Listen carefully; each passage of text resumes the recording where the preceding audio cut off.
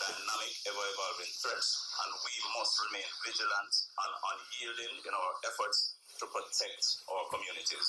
And I say this without hesitation. We will not surrender our homes, our businesses, or our communities to criminals. There are those who seek to destabilize and terrorize law-abiding citizens of this nation, but the JCF will always stand firm as a barrier between them and our people. I urge every resident of Lochovia to stand united in the fight against crime, be intolerant to criminality in all its forms. Work alongside us, support your local police, and together we will continue to keep this community safe. Together we will drive down crime even further and build a Jamaica where peace, security, and security are the foundation upon which our citizens can thrive. Welcome to True Jamaica Buzz, news and entertainment with a buzz. The voice note or voice that you just heard is of our present Commissioner of Police, Dr. Blake. Dr. Blake and his boys went on a mission, seek and destroy mission, in a place that is called Christiana. Christiana is in Manchester. There was no sort of godlike act, but somebody went and meet their maker. That somebody is Mr. Richard Evans, known as Richie in the street, 55-year-old at the time he met his demise. He is said to be the uncle of Tesha Miller. He is said to be a high-level ranking member in the CLANSMAN organization. Based on what the police said, there was a shootout after the smoke cleared. Mr. Evans was seen clutching onto a tool, clutching onto his life. He was taken to the hospital, not for life-saving method surgery. He was taken to be pronounced like bad English from a Jamal school in a Moko. Not very good, the worstest extents. Now, when you think about this commissioner of police, he is no Adams. However, his deeds are just like Adams. Even if Adams was the commissioner of police, I doubt that he would be getting the result that this commissioner is getting. This commissioner is what we call the Eradication Squad 2.0. Spray them up, beg on them, pyro them, raid them, and also acid, burn up them skin very, very badly. This is not a mission to go and seek people, put them in a van back, carry them go to jail, and carry them through the tedious task of trying to get a conviction at court when more than likely the witness will not show up. More than likely, the DPP, they will fumble the ball, and these youths walk. Even in high-profile cases, we see that 25% out of 100 might be victorious for your DPP. Not for the people of Jamaica. This is desperate times. And we need a commissioner such as Mr. Blake that goes on a mission to search and destroy. Such is the case as it pertains to Christiana Manchester and Mr. Richie the other day. Point blank and period. So the next thing that is popping in the news and continuing on the theme of search and destroy. It is very easy to search and destroy these criminal elements, but there are a couple of criteria that are very important.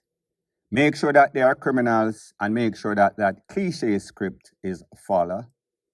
You came under intense fire, you wheel and pop off, and you blaze up some can on the suspect. After the smoke cleared, the suspects were seen clutching on to their life, pronounced later, and clutching on to a tool. Well, people, it seems as if two of those police officers, Mark Roy and Kelby White, did not follow the protocol. They were on some sorts of killing mission, some sorts of extrajudicial takeaway. I am speaking about an incident that took place on or about November of 2024, wherein two adult males and one teenager was blazed up along Windward Road. Based on what the police said, they came under intense fire, then wheel and pop off, returned like or unlike bigger fire. After the smoke cleared, those three individuals were taken out. However, based on Indicom investigation, Jamaicans for Justice got involved. It was said that based on video evidence from cameras that they did not see, that these police actually acted like some rogue police, blaze up the UM. I want you to take a look at exactly what took place when those two individuals went to courts and they were charged for wounding, murder, they were charged for conspiracy, using a firearm and discharging a firearm. Pretty much they gave them the whole book. I want you to take a look to one of those reputable newscaster, what he has to say about the whole thing, about the whole incident, just to kind of remind you of exactly what transpired, and then I'll give my piece.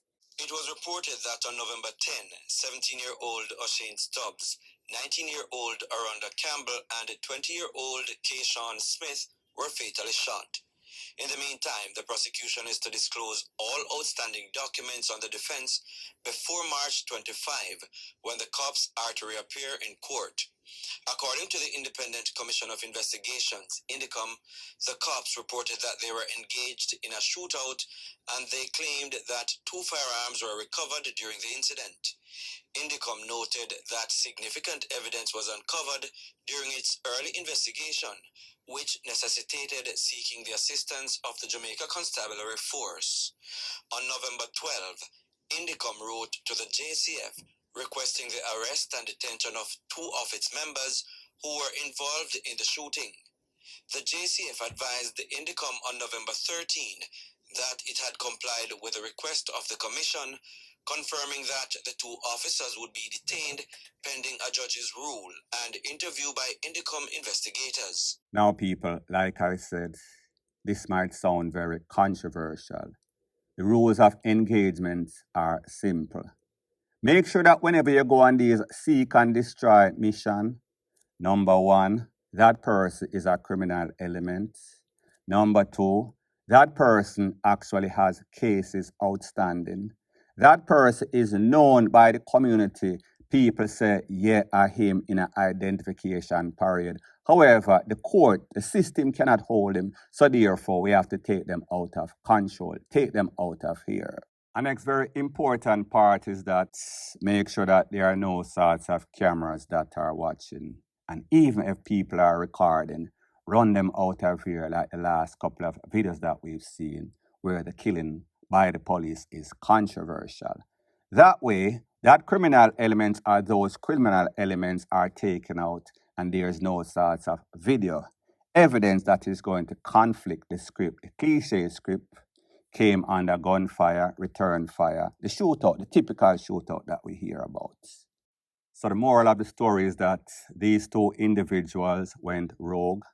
They did not follow the protocol, and that not following the protocol is going to lead to their demise more than likely. Of course, you know that this is a fumbling court, kangaroo court in Jamaica. So even if the evidence is there, but it is not clear, these 2 youths might walk anyway. Welcome to Jamrock, double standard in a justice, one for the rich, one for the poor. If you are guilty and you're taken out, we have 0 problems with it. All we are interested in is the results. However, if you are innocent and taken out, then we want the people, whether it is the police or it is the criminal element, to pay with their life or with being locked up for a very long time, a couple of decades, point blank and period. So the next thing that is popping in the news, a couple of weeks ago we saw that Usain Bolt came out and he did an interview with The Fix. And he stirred up the ansness after about 2 years as it pertains to the progress of his money, $12.7 million that was stolen by SSL. Coincidentally, a couple of days later, we saw that your DPP, Paula Llewellyn, she made a bold statement in a news article, and she said that they are actually ready for trial in the SSL case. Persons, including myself, were excited because we said, all right, we're going to hear who are the other suspects in this case, meaning the main management of the company, owners, CEO, all that are actually involved. The people who will sign off on all of the big transactions. Only to hear that it is only Gina and Panton. Then I knew that something was wrong. Then I knew that the cover-up is actually a cover-up. We didn't hear about the people that we thought that we needed to hear about. And everybody with any sorts of an iota of sense would know that Gina and Panton wasn't the lone wolf in all of this fraudery. So anyways, fast forward less than 24 hours ago, we saw that the DPP made a statement, was on TVJ News, and she's now blaming political conflicts, blaming bloggers, blaming social media for all sorts of misinformation, in her words, is going to jeopardize the case. We also saw that Delroy Chuck came out and he was saying the same thing. It sounded like a coordinated effort for what is going to come, the final result that we are going to hear. Pretty much the DPP said that the case might be in jeopardy. The case might have to be thrown out because of political, because of blogger, because of misinformation, because the suspect might not get a fair trial. The suspect, not the suspects. So people, I want you to take a look at exactly what your DPP and Delroy Chuck had to say, and then I'll give my piece. We, as stakeholders in the administration of justice, have to make sure that we pay every respect and regard to the parameters, the guardrails that are set in the law. It may have an unintended consequence to undermine not only the trial of Ms. Panton as it relates to fairness to her in the process, it may undermine the ongoing investigations into different aspects of the matter that I'm aware has been continuing. We must not try a case in public, and we must allow the evidence to be gathered. And once the evidence is gathered and the file is ready, then the case can be tried in court. I think, as the DPP has pointed out, there's too many opinions floating around. And if you ask me, a fair amount of it is mischievous. I don't want to get into the political nuances. The truth of the matter is, it's obvious that a certain amount of fraud was committed. Let's get to the root of it.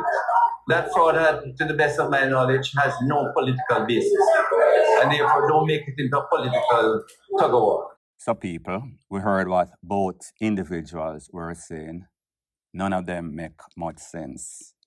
Because the facts are these: in every country, including Jamaica, whenever there's any sort of high-profile case, we hear it through the media, social media, regular media, news. We hear people give their opinion. The court of public opinion is always strong, especially when something is blatant, barefaced, and brazen, such as the SSL robbery. Especially that 200 plus persons, including Usain Bolt, the son of the soil, the person including Bob Marley, that put Jamaica upon the map, as if it wasn't on the map already. But people know Jamaica because of most of those two individuals. So people are saying, then hold on a minute. If somebody as patriotic as Bolt can get robbed and not get no sorts of result, what is going to happen to the average Joe or the average Jane? Pretty much Usain Bolt, because he is not old money, and the average Joe or the average Jane or the average poor person, not say Usain Bolt is poor by any stretch of the imagination, will get FUCK by the system in Jamaica. Point blank and period. So pretty much she is saying that the criminals in this are not going to get a fair trial. What about the fairness of the 200 victims? First thing first, we do not care about public opinion. We care about evidence. We care about the fact that a couple of billions of dollars were stolen.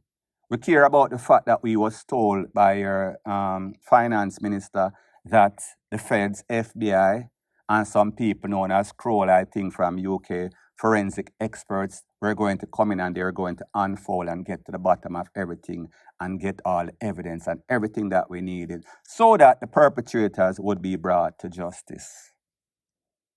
Only Gene and Panton thus far.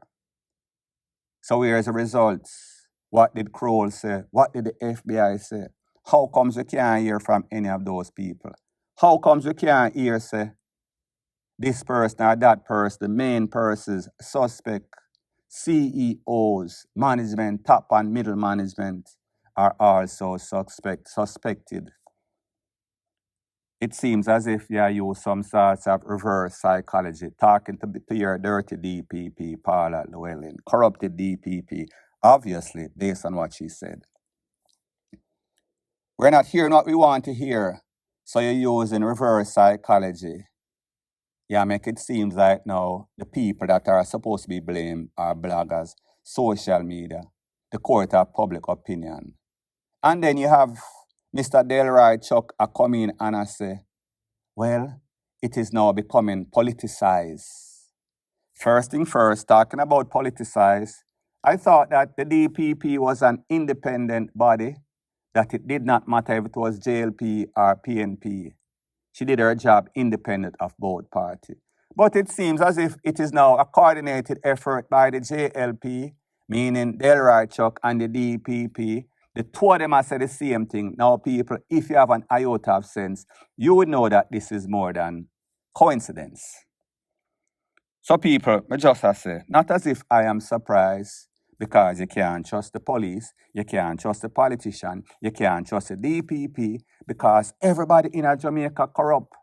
So therefore, if you have a corrupt system, and I am going to quote from a very historic case in America, the O.J. Simpson case, where one of those lawyers, defense lawyers, said, if you put in ish, you're only going to get back ish. And we see that the politician corrupt. We see that the DPP is definitely corrupt. And even though she's supposed to be independent, it is politicized. So we hear now the JLP through Delroy Chuck, which is one of a security or justice minister. I never even remember historically because he's really not doing ish. Them are claim now say the PNP are politicize it. So therefore, that is why the course or the case is going to be corrupt. People, it seems as if these individuals, including your DPP and these politicians, don't realize that there is now social media and there is bloggers like myself that is shining the light on the blatant, brazen corruption that exists in Jamaica, in the justice system, in politics, both PNP and JLP. Not politicizing this because we know people like we say, well, it seems as if you're a PNP blogger. PS, I made it very clear all the time. So people, me just assure you, do not expect anything. The writing is always on the wall. Don't be surprised if you hear say the case is thrown out as it pertains to Gene and Panton and nobody else. There will be no sorts of suspect, just delayed tactics, just wasted millions of public purse. No result like we expect, point blank and period. So the next thing that is popping in the news is an update about the Slickiana case. We know that Rushane Patterson was taken out in a shootout with the police in Hanover. We heard from his parents, mother and father that claimed that he was taken out in cold blood. He was taken out while he was asleep. Well, people, most importantly, the mother of Slickiana, her name is Joyce Smith. This is exactly what she had to say as it pertains to that. She is questioning why it took so long, why all these delayed tactics. She said that she is not in celebratory mood, even though she is happy that the suspect, Mr. Rushane, was taken out. However, she is not popping any champagne, not like the other family members that we saw on social media in the news. She wanted to ask the suspect the question, why did you take away my child? She wanted to answer some question as it pertains to people saying that her daughter, Slickiana, was loose and she had prostitute status. I want you to take a look at exactly what the mother has to say, and then I'll give my piece. My personal feeling, I'm not going to retry it over debt. Me now go rejoice over a death, but as a mother know say him kill my daughter, me feel good when him dead. Why? Just that question I want to ask. Why you have to kill her? Why? From 20 to 22, and the case had dragged out so long. Him got caught the 31st of January, and he put that back till where the 15th of October. I mean, it's so long. And the police have said, them are prep for trial. She never have the need to sell herself. She's an entrepreneur. Remember, she sell clothes. You know, she mag anything she put on sale. People call her for mag them clothes, mag them ear. My house burned down from 2018. 6 years, I build back my house. I just build back my house 2023. I'm gone back over, and she did it every step of the way. Say, mommy, just pray for me, and me I'm gonna make you comfortable. So, people, you heard what the mother had to say, and she's echoing the sentiments of a lot of murder victims in Jamaica. Why does the court drag its feet? Why does it take so long? Why does it seem as if these lawyers, defense lawyers for these criminals, notorious criminals such as Rushane is, his criminal record, everything that he has done, why does it take in excess of a couple of years? As a matter of fact, it has been 2 years and 4 months since her daughter lost her life.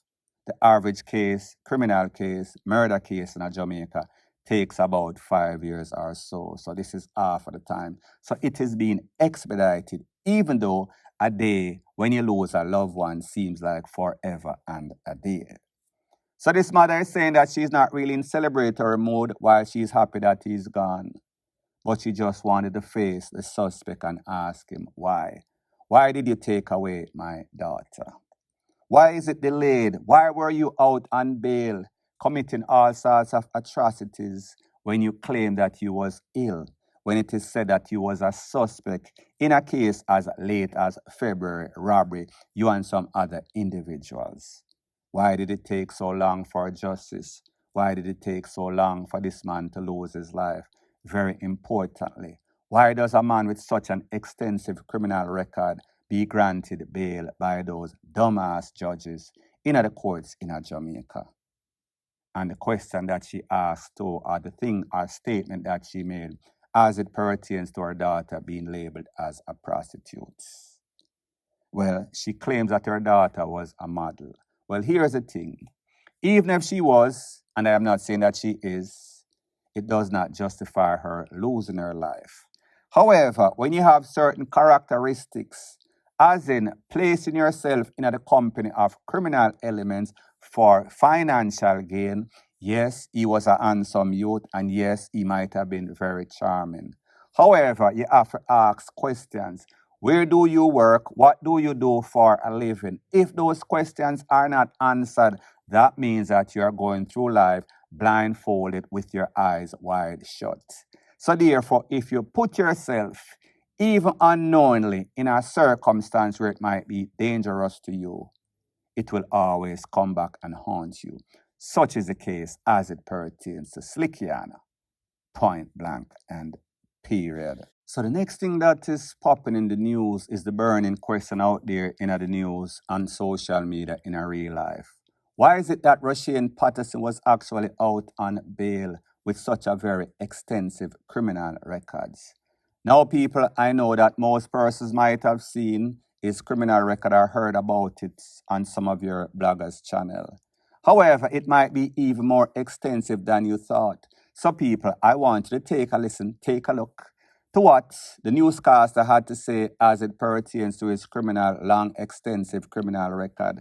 And then let me know in the comment section if you think that these judges are getting old and senile, or if you think that they are motivated by greed, they are getting paid under the table by these defense lawyers to let out these notorious criminal elements, serial takeaway, serial chopper, on the streets of Jamaica, jeopardize the lives and well-being of other people that are legal, law-abiding, tax-paying citizens. Take a listen, take a look, and then let me know what you think in the comment section. Bless up. While his father and other relatives are declaring his innocence, The police have issued a criminal profile of murder accused Rashawn Patterson, which shows that he's no stranger to them. Even while on bail after being charged for the murder of social media influencer Anika Slickiana Townsend, earlier this month, Patterson was picked up in a targeted raid alongside a man identified as Frederick Finnegan, a man who police say is a top-tier member of the Blood Gang. In fact, police sources reveal that long before his current murder charge, Patterson had been on their radar since 2010. In April of that year, he was arrested and charged for uttering forged documents. During the same period, he was listed as wanted for assault occasioned in bodily harm and wounded with intent. He was later accused of sending death threats to the female victim. 2 years later, he was named the prime suspect in an arson in Hopewell, Hanover. By January 9, 2013, Patterson found himself on the wrong side of the law yet again after he attacked and wounded Kalitha Riley, the then Dean of Discipline at the Racine High School, with a machete to her forehead and fingers. 4 days later, a stop order was placed on him due to multiple serious offenses, including kidnapping. But Patterson was not deterred. On February 9, 2013, he was implicated in the murder of Andre Roberts in Kingston, and the following year, he was detained at the Halfway Tree lockup for wounding with intent. He was later charged for murder, abduction, and rape. 4 years later, on January 1, 2019, he was named a person of interest in a fraudulent conversion case in Kingston. Patterson became known to the public in October 2022 when he was named a person of interest in the murder of social media influencer Anika Townsend. He was arrested on November 2, 2022, and later charged with Townsend's murder on November 11. He was scheduled to return to court in October of this year.